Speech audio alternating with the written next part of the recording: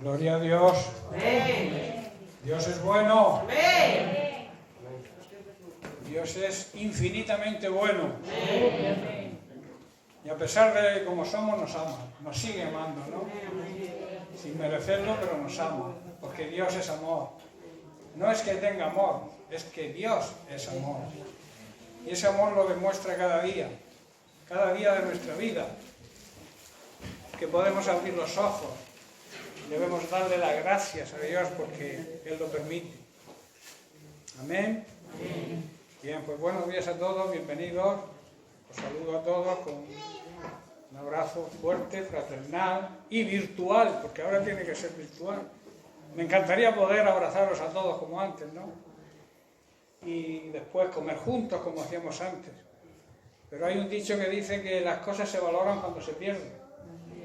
Y ahora estamos valorando lo hermoso y lo bonito que era estar los hermanos juntos en armonía, comiendo, abrazándonos, riéndonos unos con otros. Ahora, pues sí que nos gozamos en el Señor, porque Dios en su bendita misericordia nos sigue protegiendo, nos guarda de todo peligro, pero nos falta el calor humano, ¿no? El ser humano está creado para relacionarse con los demás, para hablar, para abrazarse, para convivir juntos. Pero bueno, estamos viviendo lo que nos ha tocado vivir, que es importante que sepamos vivirlo, ¿no? Porque la Biblia dice que el gozo no depende de las circunstancias. El gozo del Señor depende de lo que somos y lo que Dios ha hecho por nosotros. Ese debe ser el motivo de nuestro gozo. Que el Señor nos ama y que quiere lo mejor para nosotros, aún en circunstancias difíciles. Es fácil servir a Dios, amar a Dios, hablar bien de Dios cuando las cosas van bien, ¿verdad? Pero lo importante, y aquí es donde nosotros entramos, los creyentes, los que creemos de verdad, lo importante es creer y seguir creyendo, aunque las circunstancias sean muy en contra, ¿no? Pero Dios sigue siendo amor. Dios sigue queriendo lo mejor para nosotros. Y lo mejor es que vivamos, como el tema que estamos tratando las últimas semanas, es que vivamos una vida auténtica, una vida plena, una vida abundante. Estamos basando las meditaciones de las últimas semanas en algunos versículos. Uno de ellos es Juan 10:10. Vamos a repasar un poco para poner al día. Uno de los versículos era Juan 10:10, como digo, que dice así: el propósito, el deseo o la voluntad de Dios, aquí habla primero de la voluntad del otro, del diablo, del ladrón. Dice, el propósito, el deseo, la voluntad del ladrón es robar, es matar y es destruir. Yo siempre digo que el diablo no te quiere hacer daño, quiere matarte, quiere destruirte, quiere acabar contigo. Tanto tu vida aquí en esta tierra como el final de la vida eterna. Tampoco quiere que la vida eterna estemos con Cristo, ¿verdad? Quiere que estemos con Él. Ese es el propósito del ladrón. Pero mirad qué dice Cristo. Mi propósito, mi voluntad, mi deseo, lo que yo quiero es darles una vida plena y una vida abundante. Abundante es que no tengamos falta de nada, tanto en el tema espiritual como en el tema, digamos, material. ¿Por qué entonces nos afanamos tanto en las cosas materiales?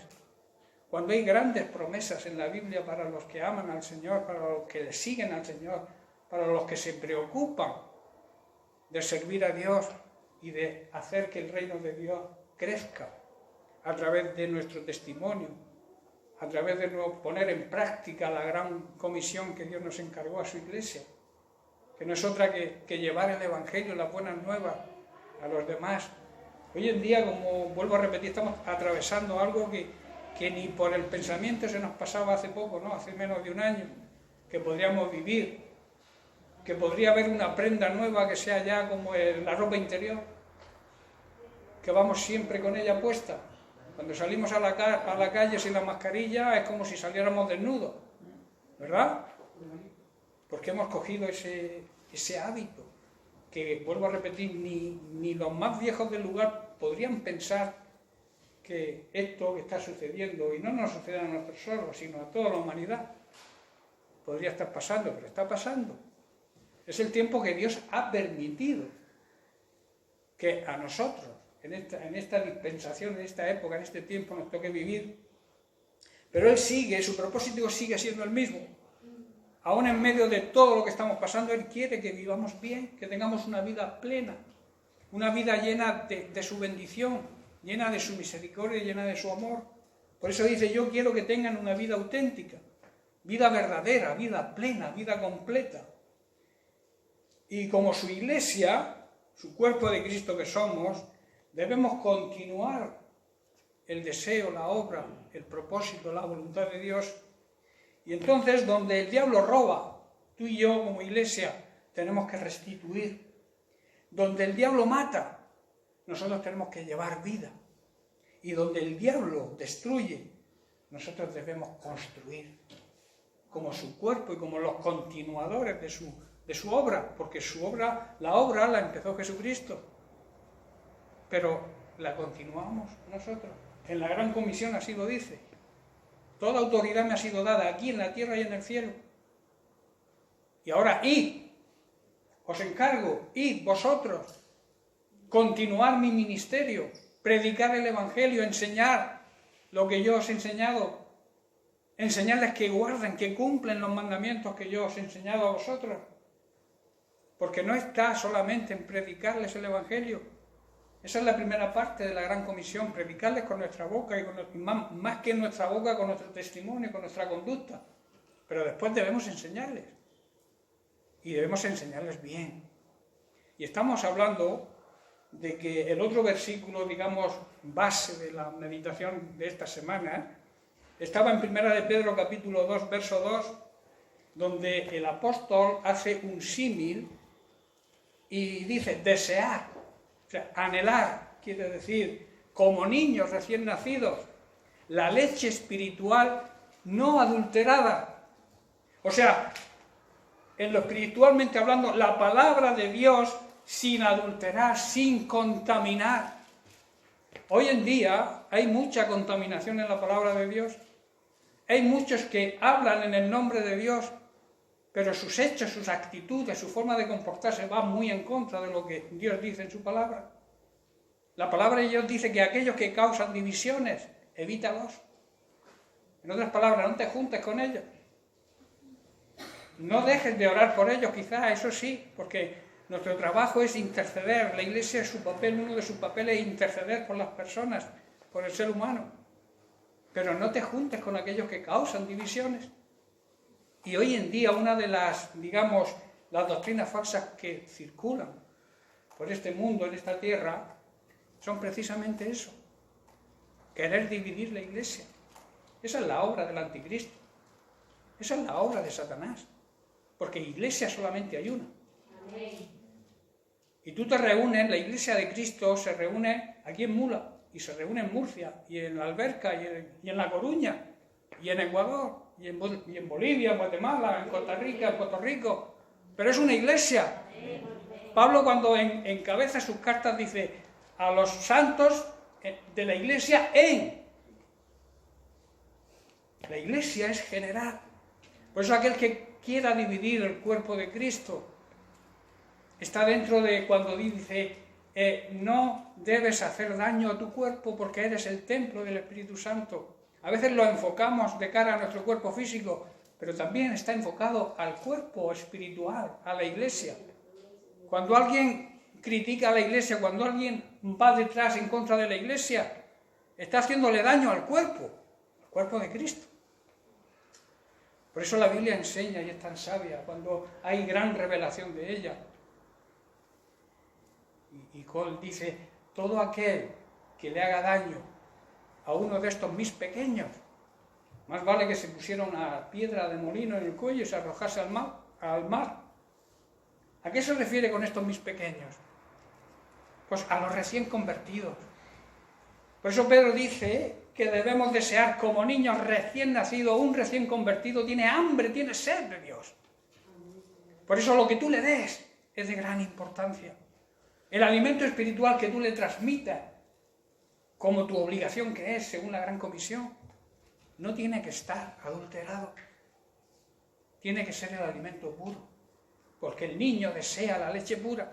Los bebés no le importa si su madre es guapa o es fea, o si la cuna está mejor adornada o peor, o si vive en una casa en un palacio, o vive en una casa pobre o humilde. Lo que necesita es la leche, no le importa, ¿verdad? Pues de esa manera hace Pedro el símil, que tenemos que desear, como esos niños recién nacidos, la leche espiritual, lo más importante, la leche espiritual, la palabra de Dios, pero sin adulterar.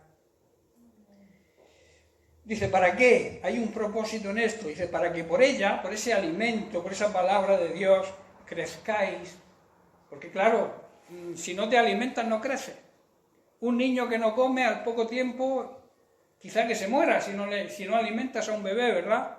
Eso es lo que ocurre con muchos bebés espirituales, que al no darles el alimento verdadero, al no darles, incluso a veces ni nos alimentamos, se convierte la gente y ni siquiera hablamos con ellos. Se mueren porque necesitan alimentarse. Una persona adulta ya come por sí sola, pero a un bebé tienes que alimentarlo. Y tienes que alimentarlo bien. ¿Para qué? Para que crezcan. En este caso, en el sentido espiritual, es para que crezcan, dice, para salvación. Hablamos, si recordáis, hablamos de la necesidad de alimentar el cuerpo en toda su totalidad.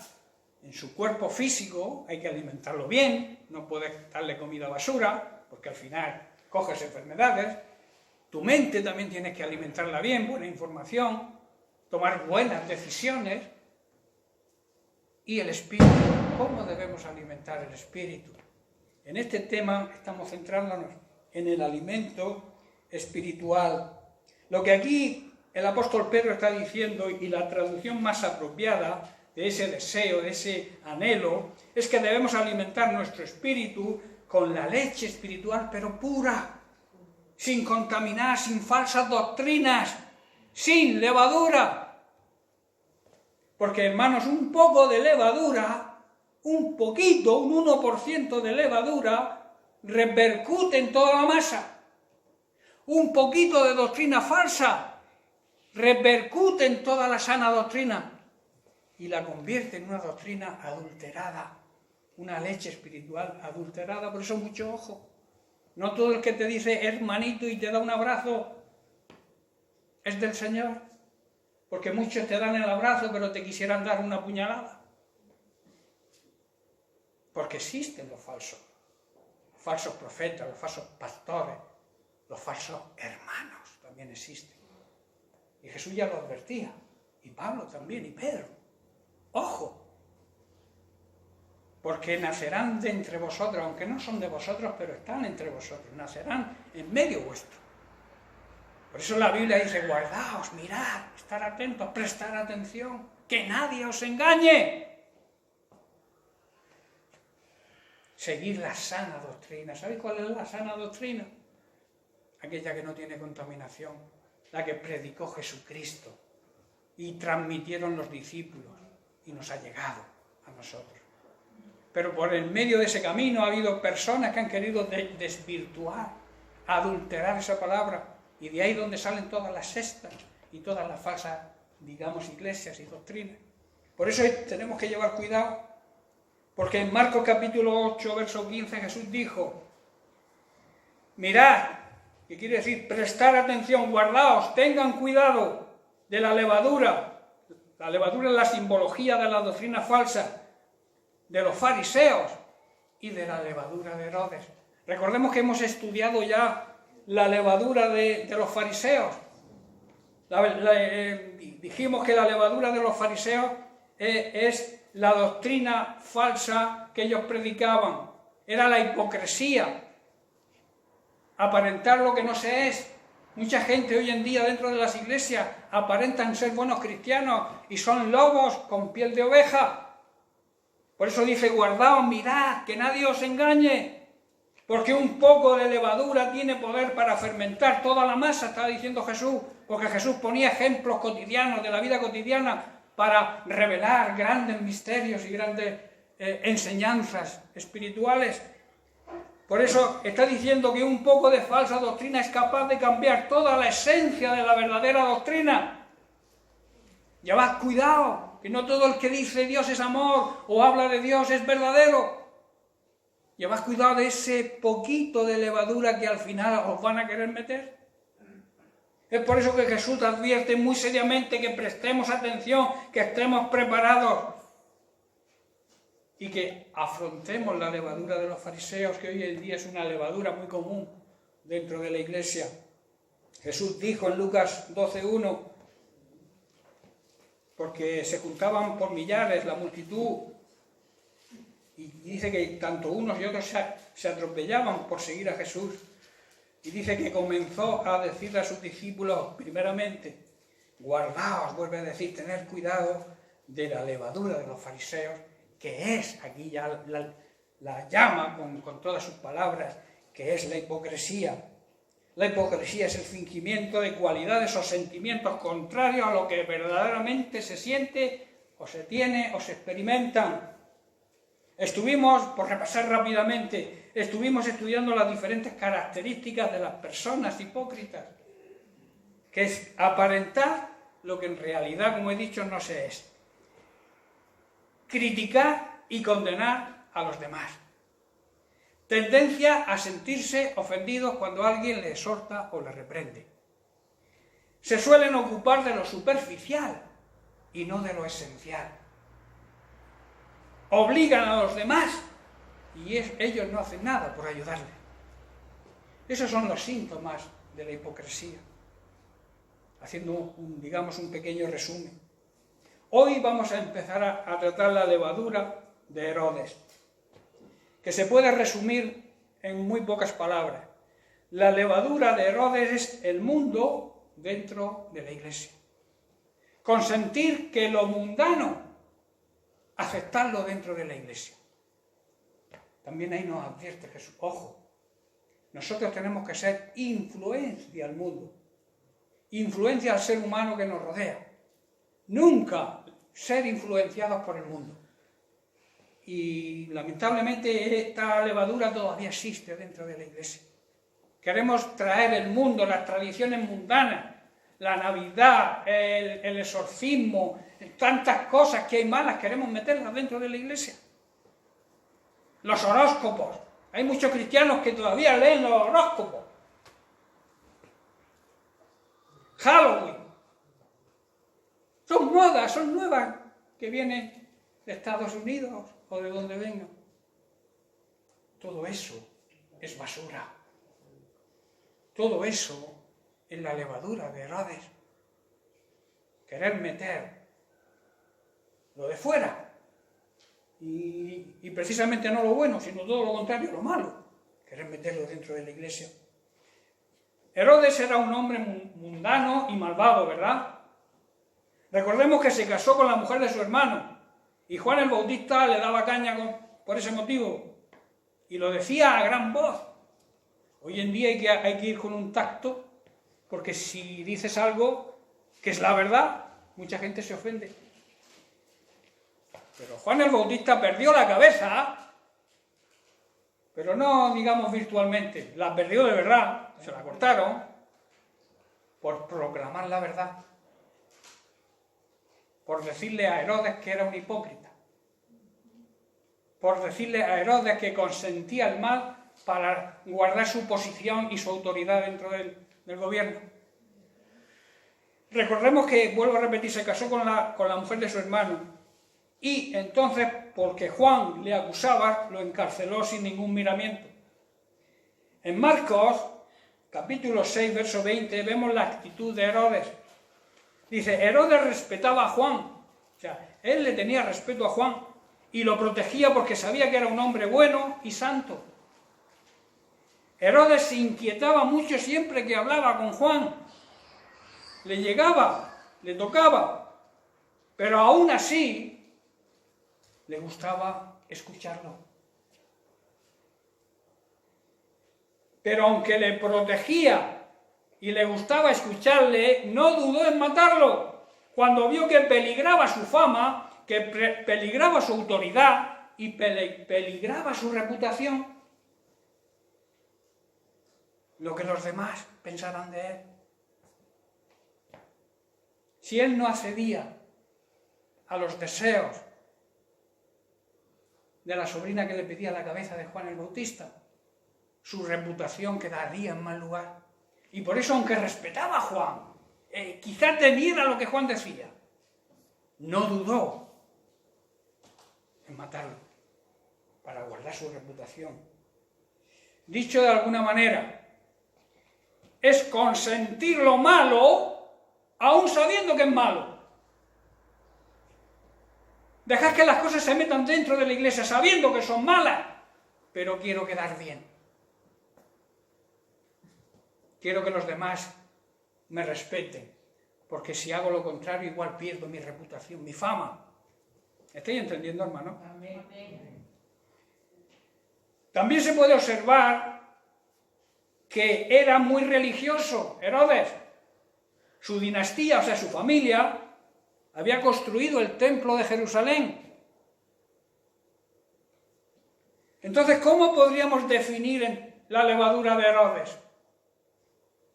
La levadura de Herodes consentía, en lo mundano, pero escondido bajo una religiosidad superficial. El problema de las religiones.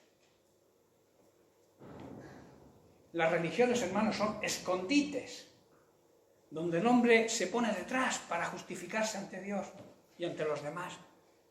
Pero ninguna religión te va a salvar. Las religiones a Dios no le gustan.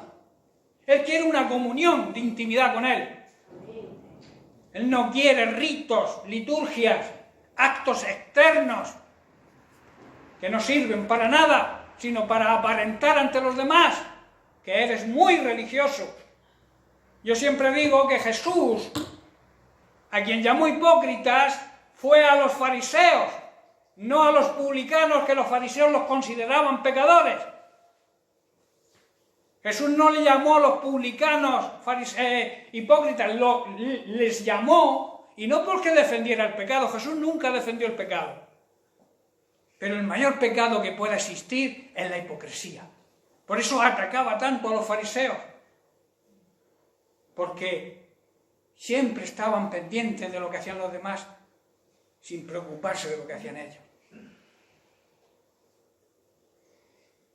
El mundo, como el mundo vive, la Iglesia quiere vivir así. La Iglesia, digamos, que tenga esta levadura.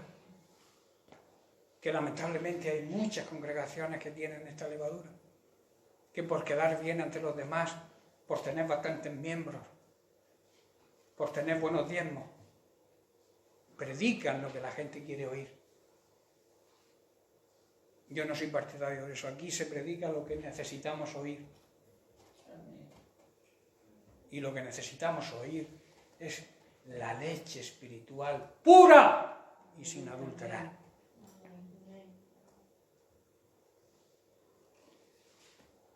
Juan 12:46, Jesús dijo: yo, la luz,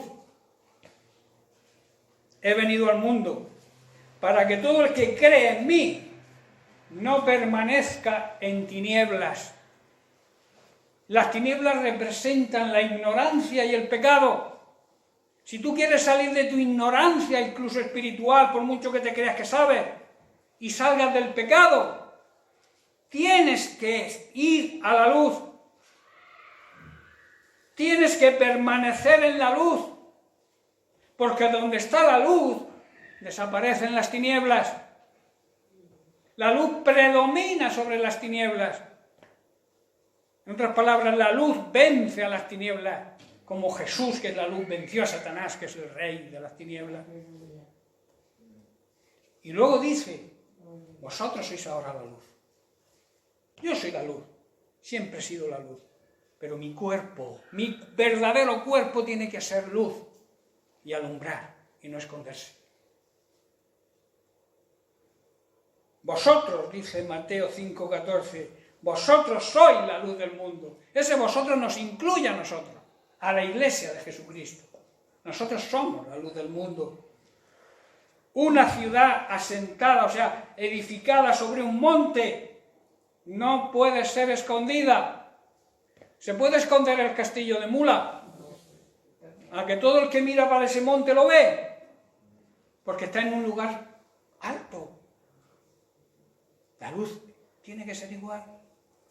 La luz tiene que ser aquí en Mula como el castillo de Mula, que todo el mundo pueda verla, pueda ver tu forma de comportarte, pueda ver tu conducta, pueda ver tu testimonio, no lo que digas, sino lo que hagas. Efesios 5:8. Pablo dijo, y nos dice a nosotros hoy, porque en un tiempo vosotros erais tinieblas, pero ahora sois luz si estáis en el Señor. Si verdaderamente le pertenecéis al Señor, ahora sois luz. Y entonces recomienda o ordena andar como hijos de luz. Tenéis la obligación de andar como hijos de la luz que sois. Qué tremenda revelación, ¿verdad? La pregunta es, ¿estamos siendo luz? Recordad que si tenemos algo de levadura, ese poco de levadura apaga la luz. Nos quedamos en oscuridad. Nosotros no podemos caer ni quedar bien con las tinieblas. La luz no tiene comunión con las tinieblas. Ya lo dijo Jesús, ¿verdad? ¿Qué comunión hay entre la luz y las tinieblas? Ninguna. Si hay luz, no hay tinieblas. Y si hay tinieblas, es porque no hay luz. Por tanto, la levadura de Herodes es querer ver lo malo, las cosas que están mal. En otras palabras, hacer la vista gorda, porque podría repercutir en mi posición social, o podría repercutir en mi reputación, en mi fama. Aunque sabemos que está mal, lo aceptamos. ¿Por qué? Precisamente por eso. Por supuestamente vivir sin problemas, que nadie se pueda meter conmigo, que todo el mundo me acepte. Mi preocupación mía, personal, es que Dios sea el que me acepte. ¿De qué me sirve que me aceptéis vosotros? O digáis qué bien predica, o cómo me predica, y qué predica lo que a mí me gusta, si no le agrado a Dios. Hubo un predicador anterior a Martín Lutero, un tal John Hus, que una de sus frases, dijo muchas, una de sus frases fue decir, prefiero herir con la verdad que matar con la mentira. Prefiero que alguien se ofenda cuando yo predico la verdad que predicarle la mentira para que se lleven bien conmigo.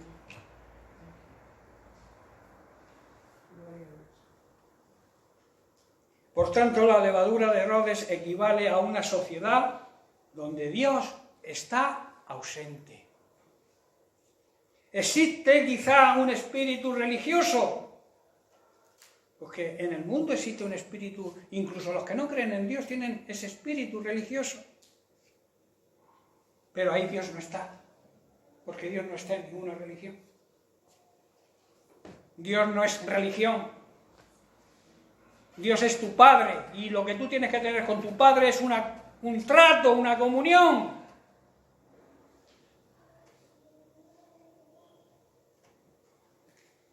También equivale esto mismo a una iglesia que vive de una forma mundana, preocupándose solamente de aparentar, que sus miembros solo se preocupen de su posición y su reputación, quedar bien con todo el mundo. Incluso cuando se les exige lo que la palabra de Dios pide y demanda, entonces llegan a abandonar. O cambian o se van a otra iglesia. No me gusta lo que predica el pastor allí, me voy a otra iglesia que me predique lo que a mí me gusta. Esa es la levadura de Herodes.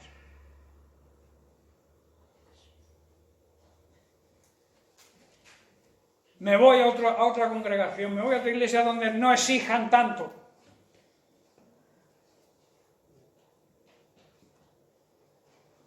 Pero eso aquí en esta iglesia no ocurre.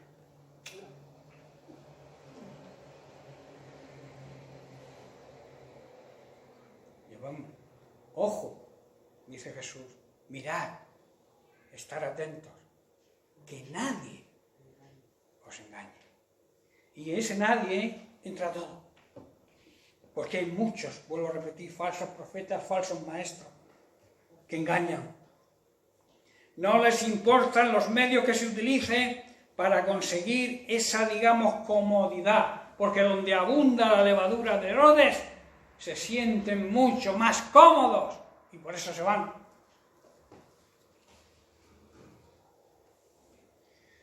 Existe también, quizá, en este tipo de personas, con este tipo de iglesias, también la podemos denominar. También existe un espíritu religioso, como en la sociedad que hemos dicho, pero tampoco está Dios ahí.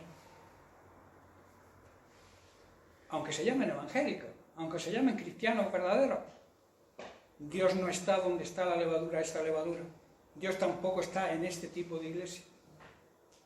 Os lo digo sinceramente, sin ánimo de acusar a ninguna congregación ni a ninguna iglesia. Solamente advierto, que es lo que Jesús hacía, advertir. Que nadie os engañe. ¿Sabéis cuál es el mayor engaño que existe? El autoengaño. En engañarme a mí mismo. Es decir, yo no, me da igual lo que me prediquen. Yo voy a ir donde yo me sienta bien y me sienta cómodo. Pero no se trata de ir donde te sientas cómodo. Se trata de ir y de estar donde Dios te ha puesto.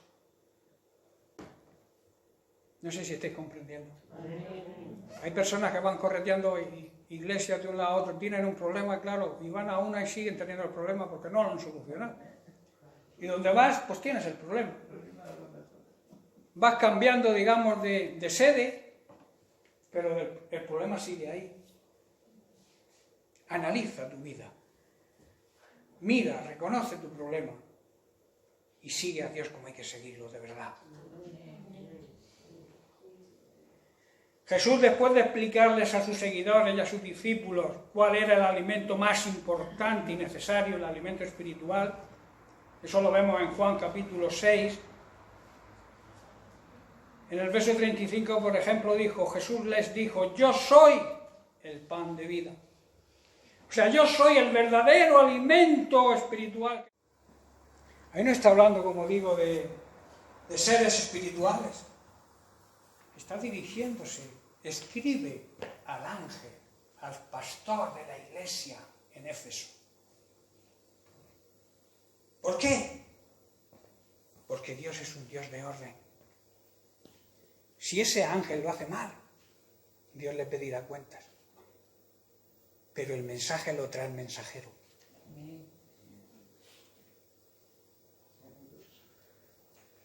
Y si analizamos por analizar una de las iglesias del Apocalipsis, de las 7 iglesias, Éfeso era una iglesia que si leéis el mensaje, leéis la Biblia en Apocalipsis, veréis que es una iglesia que tenía muchas cosas buenas. Tenía muchísimas cosas buenas. Y solamente tenía una cosa que no le agradaba a Dios, que era que habían dejado el primer amor. ¿Qué significa eso? Da igual lo que hagas. Da igual las cosas que hagas en la iglesia. Da igual tus diezmos, tus ofrendas, todo lo que hagas, da igual, si no lo haces por amor a Dios.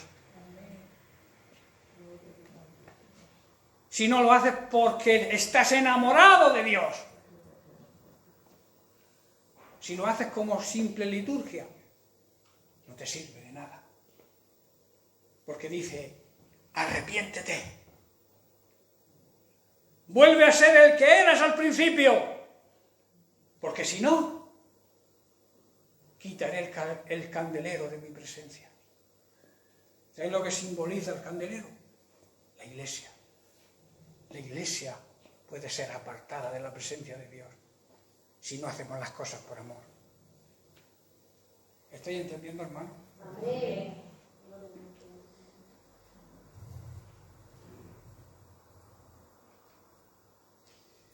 Estoy ya terminando. Ante todo este tipo de tendencias y doctrinas adulteradas,